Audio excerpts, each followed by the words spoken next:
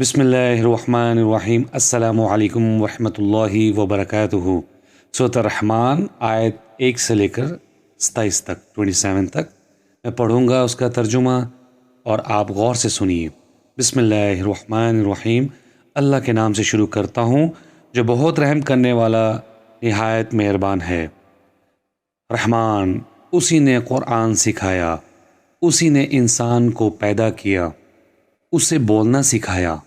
سورج اور چاند ایک حساب سے چلتے ہیں، اور بیلیں اور درخت سجدہ کرتے ہیں، اور آسمان کو اسی رحمان نے بلند کیا اور اسی نے ترازو رکھی تاکہ تم تولنے میں گڑبڑ نہ کرو، اور تم انصاف سے وزن کرو اور تول میں کمی نہ کرو۔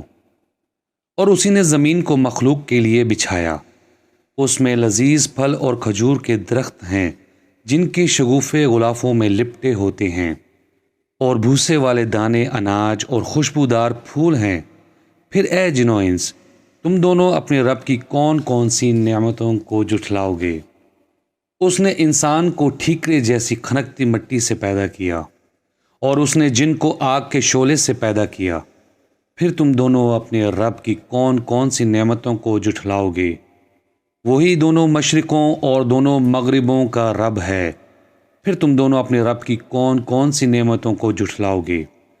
رحمان نے 2 سمندر جاری کیے جو باہم ملتے ہیں، ان دونوں کے درمیان ایک پردہ ہے، وہ دونوں اس سے تجاوز نہیں کرتے۔